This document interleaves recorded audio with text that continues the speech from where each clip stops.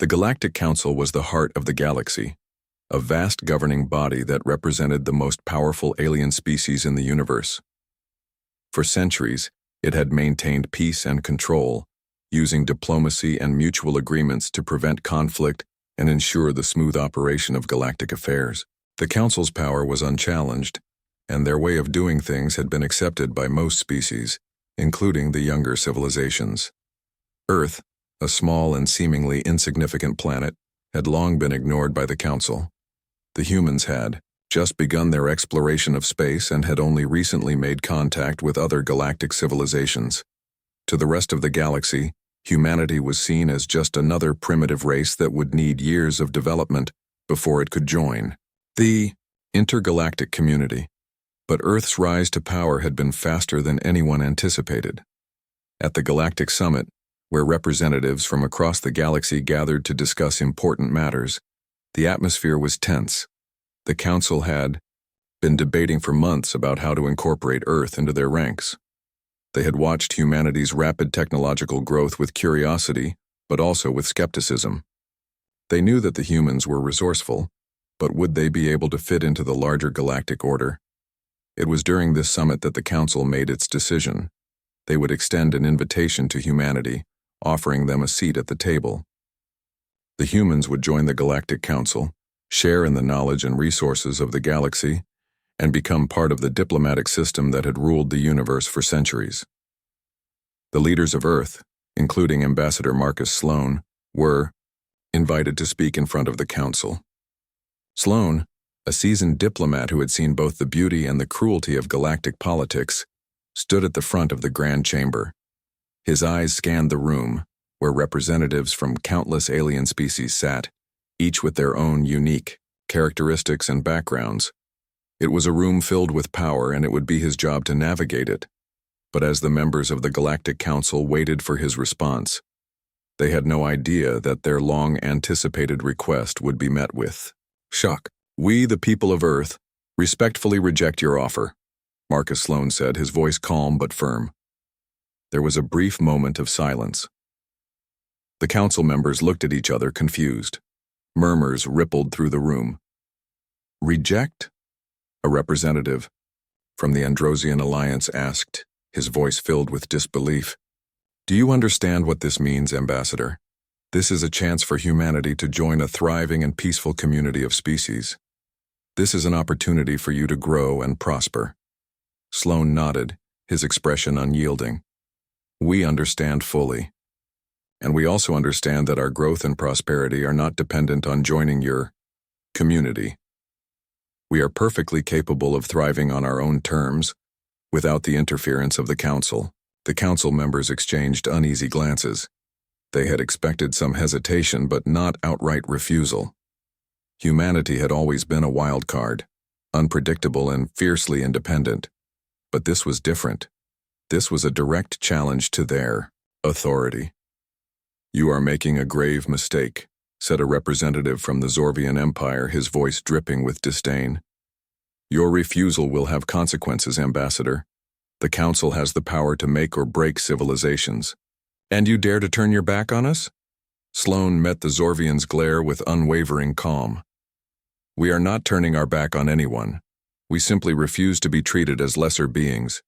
Humanity has its own way of doing things, and we will not be dictated to by those who believe they are superior." The room was filled with hushed whispers.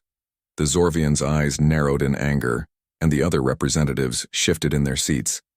Many of them were stunned. How could humanity be so bold?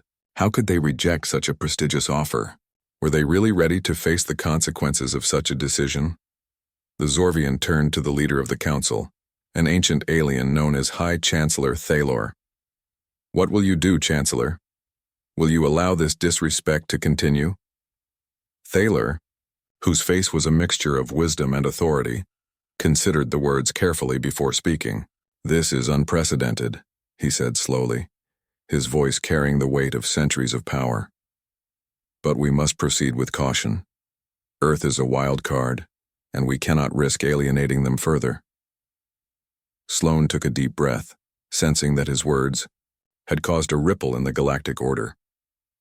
I'm not here to make enemies, Chancellor. I simply believe that Earth can forge its own future without the Council's guidance. The room fell into silence once again. The weight of the moment hung heavily in the air. The Council had never been rejected so bluntly, and now they were faced with a choice. Would they impose their will on humanity, or would they try a different approach? After what seemed like an eternity, High Chancellor Thaylor spoke. We will consider your refusal carefully, Ambassador. But know this. Our offer is not without consequences. The galaxy does not take kindly to those who reject unity. Sloan nodded. I understand. And we will face whatever consequences come our way, as Earth always has. As Sloan turned to leave the chamber, the Council was left in turmoil. Some believed that humanity was too young and reckless to handle the responsibility of their own future. Others saw a flicker of something more, something that suggested humanity might be more than they had ever imagined. The invitation had been given, and humanity had rejected it. But little did the Council know, this decision would change the galaxy forever. The universe was about to find out just how far humanity would go to protect its independence. The Galactic Council was reeling from Earth's shocking refusal. To them it was unthinkable. How could a species so young, so untested in the ways of the galaxy, dare to reject their invitation? The representatives from every corner of the galaxy had come to expect a diplomatic answer, a polite acceptance that would confirm Earth's place in the galaxy. Instead, they were met with defiance. The humans had rejected their place at the table, and in doing so, they had forced the Council to face an uncomfortable truth. Humanity was not just another insignificant race. In the weeks following the summit, the Council convened to discuss their response.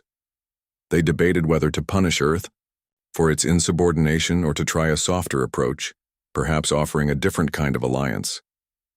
Some members, like the Zorvian representative, demanded a swift and decisive retaliation.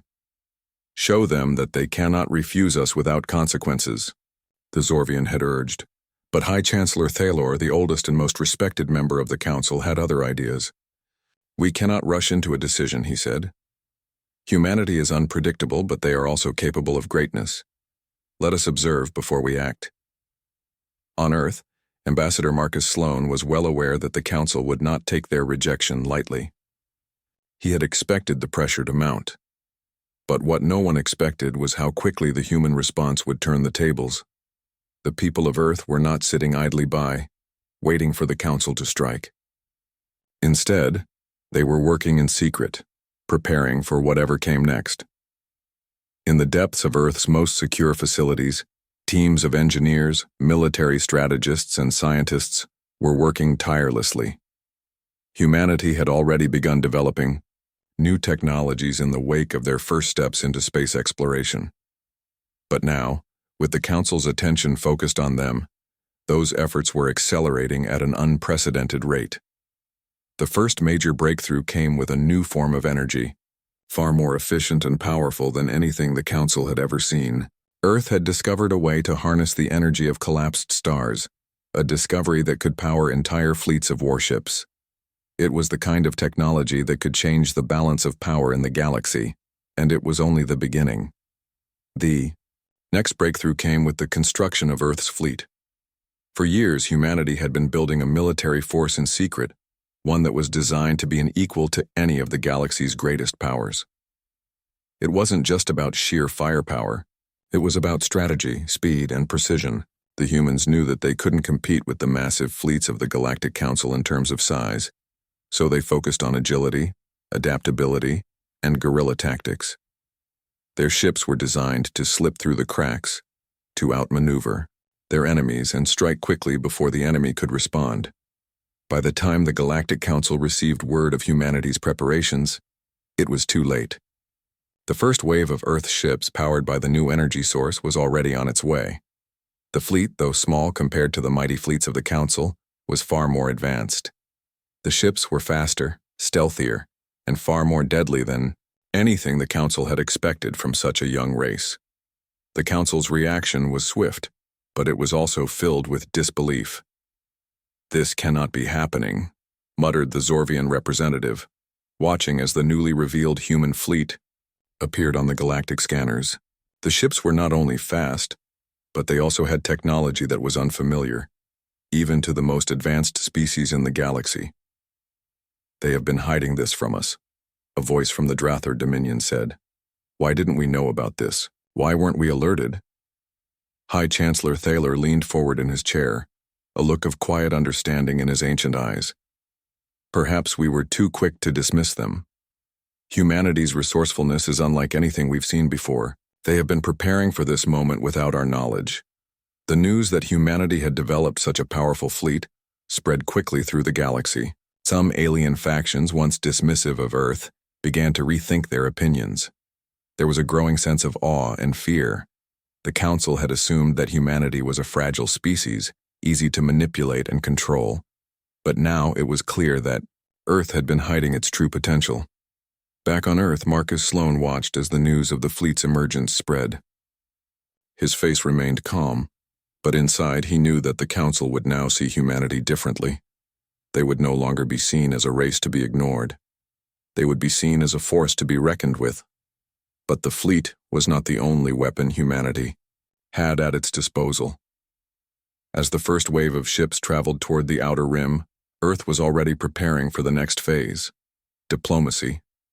This time, however, humanity would not approach the table as a beggar, hoping for a place of safety. They would enter the negotiations as equals, with the power to back up their words. Marcus Sloan was already planning his next move. He knew that there were still factions within the Galactic Council that saw humanity as an inconvenience, a species that could be crushed underfoot if the Council decided it was necessary. But he also knew that there were others who were beginning to see the potential in humanity. Those were the ones he would need to win over. "We have nothing to lose now," Sloan said to his team, his voice filled with quiet resolve. "If the Council wants a fight, we'll give them one. But if they want peace, we'll negotiate on our terms. Earth will no longer be a puppet to their games." As the first human ships reached the edge of the known galaxy, a message was sent to the Galactic Council. "Humanity is not to be underestimated. We will fight to protect our freedom. But if you seek peace, come to us. We will not bow to anyone." The message was clear. Humanity was no longer a child of the galaxy. They were a power in their own right. And the universe was about to learn just how far humanity would go to protect what was theirs. The galaxy was on edge. The human fleet had arrived at the outer rim, and the Galactic Council was scrambling to react. For years, Earth had been a quiet, almost forgotten corner of the universe. But now, it was no longer just a small planet. In the corner of space, it was a force that could no longer be ignored. The members of the Galactic Council, who once thought humanity was a minor player in the galactic landscape, were now struggling to understand how they had missed such a rapid and unexpected rise. The Council's reaction to Earth's rejection had been quick and harsh. The fleet sent to Earth's borders was vast and powerful, yet for the first time, they were uncertain whether their strength would be enough. "We need to send a message," the Zorvian representative declared, slamming his fist onto the table in anger. "This cannot go unpunished. If we let humanity walk all over us, the entire galaxy will question our authority." "I agree," said a member of the Cygni cluster, her voice cold. "We cannot allow Earth to think they can defy us. The balance of power must be maintained." The Council was divided. Some believed that humanity's bold rejection should be met with force, while others, more cautious, argued that it would be wiser to continue with diplomacy. High Chancellor Thaylor, who had been observing the situation quietly, raised his hand to silence the room. "It is not the Council's power we should question, but the courage of these humans," he said, his voice calm but heavy with wisdom. "We cannot make rash decisions based on fear. We must consider every possible outcome before we act." The debate raged on, but the decision was clear. The Council would respond with force, but they would do so carefully. A fleet of warships, the most advanced the galaxy had to offer, would be dispatched to Earth's outer orbit. The message would be simple. Earth had rejected the Galactic Council's offer, and now they would face the consequences. At the same time, Ambassador Marcus Sloan, still on Earth, watched the galactic reports with a growing sense of unease. He knew the Council would not let their pride be hurt for long, and as the reports came in about the Council's military movements, Sloan understood that the time for diplomacy was over. The Council had underestimated humanity's readiness, but now, it was clear that the stakes had changed. Earth was about to face the consequences of their refusal, and there was no turning back. Sloan stood before a group of military advisors in one of Earth's war rooms, a space deep underground, away from the prying eyes of the world. He addressed them with quiet determination. "We've prepared for this, the fleet is ready, but we need to remember that our strength isn't just in our ships, it's in our strategy. The Council will expect a direct confrontation, but they don't know us. We don't fight like they do." One of the generals, a seasoned veteran named General Olivia Grant, nodded. "We've trained for this moment, Marcus. The human fleet may be smaller, but we have the advantage in agility and strategy. We won't wait for them to come to us. We'll strike first." Sloan turned to the map on the wall, which showed the positions of the Council's fleet as it made its way toward Earth. The human fleet, though smaller, was already in position, scattered across different points in space, ready to make their move. "We don't want a war," Sloan continued. "But if the Council insists on one, we will make them regret it. We are not going to bend to their will. We will show them that Earth is not to be pushed around." The human fleet, equipped with advanced stealth technology, moved into position. They would not engage in a direct, large-scale battle. Instead, they would use hit-and-run tactics, striking at the Council's fleet before they even had a chance to respond. Earth's ships were faster, smaller, and more maneuverable than anything the Council had encountered. The strategy was simple but deadly: outwit, outmaneuver, and outlast. Back in the Council chambers, the first signs of the impending battle began to show. The Galactic fleet had arrived in Earth's orbit, and the Council's warships began to deploy. They had made their intentions clear, and now it was time for action. The Council's fleet, led by the Zorvian flagship, moved into position, ready to unleash its firepower. They expected Earth's defenses to crumble under the sheer force of their attack, but what they didn't expect was the silence. Earth's fleet, despite being so much smaller, had already taken up positions far beyond the range of the Council's sensors. The human ships were invisible to the Council's eyes, using advanced cloaking technology that made them nearly undetectable.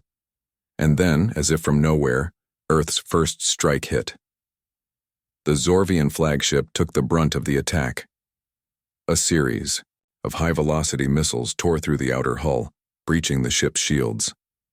For a moment, the flagship seemed to stagger in space, caught off guard by the sudden assault. The rest of the Council's fleet scrambled to respond, but Earth's ships were already moving again, vanishing into the shadows of space before the Council could even retaliate. The attack sent shockwaves through the galaxy. The Council's fleet, once thought to be invincible, was now in disarray. Earth's strategy had worked. Without a full-scale battle, the humans had already struck fear into the hearts of the galaxy's most powerful species. On Earth, the news spread like wildfire. The people watched as their fleet carried out lightning-fast attacks, striking Council ships with precision and speed. The world held its breath, unsure of what would happen next. The human fleet wasn't just defending Earth, they were sending a message to the entire galaxy. Humanity would not be intimidated. As the Council regrouped, they realized the truth. They had underestimated Earth, and now they were facing a species that would no longer bow to their will. The battle for Earth had only just begun. The Galactic Council had never been so shaken. What was supposed to be a quick and decisive operation to put Earth in its place had turned into a costly and unexpected conflict. The human fleet, small but powerful, had already inflicted significant damage on their warships, striking from the shadows and retreating before the Council could respond. No one had expected humanity to fight back with such cunning.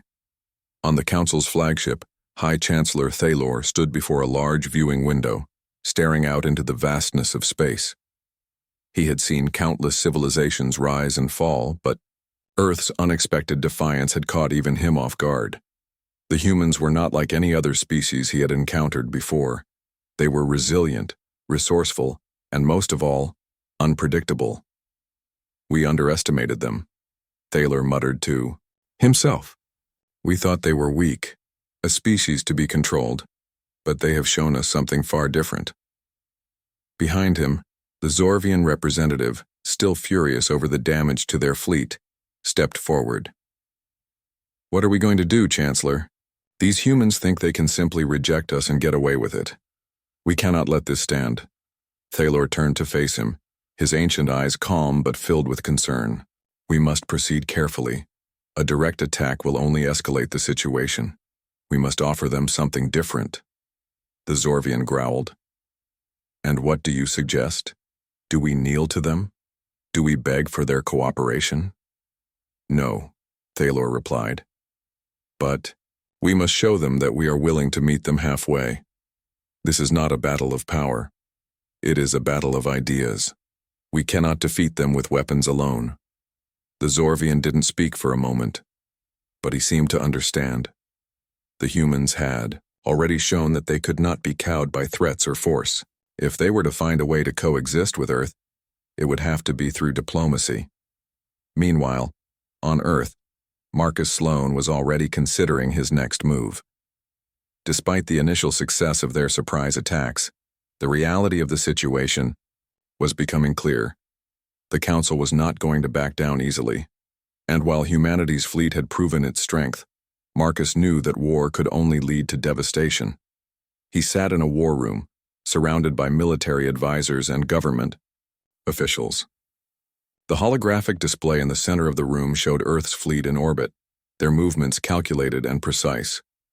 But Marcus was focused on a different matter, the future. We've made our point, Marcus said, his voice calm but firm. The Council has learned that we are not a people to be underestimated. But we cannot afford to keep fighting forever. The cost of this conflict will be too high, even for us. General Olivia Grant, who had been overseeing the military operations, nodded. We've damaged their fleet, but we don't know how much longer we can keep this up. The Council will only send more ships. Eventually, we'll run out of resources. Exactly, Marcus replied. That's why we need to offer them a way out. A way that allows us to maintain our independence but also ensures the galaxy knows that humanity is not to be controlled. He turned to the communications officer, who had been monitoring transmissions from the Galactic Council. Send a message to the Council. I'm ready to talk. Within hours, Marcus's message was delivered to the Council's leadership. The message was clear. Humanity was not interested in war. They had made their point and would now extend an offer of peace, but only on their own terms. Earth would not join the Galactic Council, but they were open to negotiation if the Council was willing to respect humanity's autonomy. The response came quickly. The Council, in a rare show of humility, agreed to open a channel for direct communication with Marcus Sloan. The meeting would take place on neutral ground, far from the prying eyes of both human and alien forces. The location was a small, uninhabited moon on the edge of the galaxy, chosen for its symbolic neutrality. The meeting was tense. On one side, Marcus Sloan stood with a small delegation of Earth's best diplomats, including General Olivia Grant. On the other side, a group of Council representatives, including High Chancellor Thaylor, awaited the negotiations. The room was cold and sterile, a stark contrast to the warmth of Earth's sun, but both sides knew that the fate of the galaxy rested on this moment. We have come to a decision, High Chancellor Thaylor began, his voice carrying the weight of centuries of power. The Galactic Council has long believed in the strength of unity, but we have learned that strength alone is not enough. Earth has proven that it is not a race to be controlled. You are a force in your own right, and we will no longer treat you as such. Marcus Sloan nodded, his eyes never leaving the Chancellor's face. We have no desire for war, Chancellor. But we also have no interest in being ruled. We reject your offer of membership in the Council, but we are willing to work with you in a new way. We will collaborate, but only as equals. Thaylor looked around at his fellow Council members, and for the first time, there was a shift in the room. The tension that had filled the air seemed to ease just slightly. Some of the representatives, who had once seen humanity as nothing more than a minor inconvenience, now seemed to be reconsidering their stance. "You ask for equality," Thaylor said slowly, "a concept foreign to the very foundation of the Council, but perhaps that is exactly what the galaxy needs. A new way forward. Humanity's independence could be an example to others." Marcus smiled slightly. "We do not need to be an example, Chancellor. We only need to be ourselves. Earth will work with you, but only if we can maintain our sovereignty. No more interference, no more manipulation." For a long moment no one spoke. The silence was thick with the weight of the decision that was being made, and then finally Thaylor nodded. "Very well, Earth. We agree to your terms. We will work with you as equals. But know this, we will watch you closely. The galaxy is vast, and there are those who will challenge your rise. But you will not stand alone." Marcus extended his hand, a symbol of the new relationship that was about to be forged. "We will not stand alone, Chancellor. Earth has earned its place in the galaxy, and we will make sure the galaxy knows it." As the meeting ended, the representatives of both sides stood, and for the first time, there was a sense of mutual respect in the room. The war was not over, but the path forward had been set. The Galactic Council would no longer view humanity as a mere footnote in the galaxy's history. The humans had proven that they were ready to shape their own future, and for the first time, the galaxy knew that humanity would not be controlled. The galaxy had never been so uncertain. What had started as a simple diplomatic rejection had now blossomed into a shift that would alter the course of galactic history. Humanity, once seen as a small, insignificant planet on the edge of the galaxy, had proven that it was not just another race to be controlled. Earth had shown that it could stand up to the might of the Galactic Council, and now they were stepping into a new role, one of equality and partnership, but on their own term. The first few months after the meeting on the neutral moon were tense. The Galactic Council, still reeling from Earth's unexpected refusal and the strategic success of humanity's fleet, struggled to adjust to this new reality. But High Chancellor Thaylor, though shaken, had kept his word. The Council's attitude toward Earth had shifted. Now, instead of viewing humanity as a lesser species, they saw Earth as a powerful player in the galaxy's political landscape. It wasn't the kind of relationship they had expected, but it was a relationship nonetheless. On Earth, Marcus Sloan and his team of diplomats continued their work, navigating the complex web of negotiations with the Council. It wasn't easy. There were still factions within the Council that viewed Earth with distrust, and many of the galactic species were hesitant to embrace humanity's new position. But the message from Earth was clear. We are not here to dominate, but we will not be subjugated either. One of the most significant challenges was forging agreements that would allow humanity to maintain its independence while still benefiting from the resources and knowledge of the galaxy. The Council had many advantages: advanced technology, centuries of experience, and a vast network of intergalactic alliances. Humanity, on the other hand, had only just begun to spread its influence, but it had the one thing the Council couldn't ignore: determination. "We don't need to take everything the galaxy has to offer," Marcus said during one of the many council meetings. "We need only what will allow us to grow on our own. You've offered us your alliances, but what we seek is respect. Respect for our autonomy, and respect for our right to make our own way in the galaxy." The Zorvian representative, still bitter about the initial attack on their fleet, was the first to voice his objections. "Respect? You demand respect from the very beings who once ruled this galaxy. You have proven yourselves to be nothing but an unruly child. What gives you the right to demand anything from us?" Marcus didn't flinch. "What gives you the right to assume that the galaxy belongs to you alone? The universe is vast, and Earth has every right to stand alongside the most powerful species in the galaxy. We will not beg for a place, we will earn it. And if we must fight for it, we will do that too." There was a murmur around the room. The Zorvian representative glared, but even he knew there was some truth in Marcus's words. Earth was not going to back down, not anymore.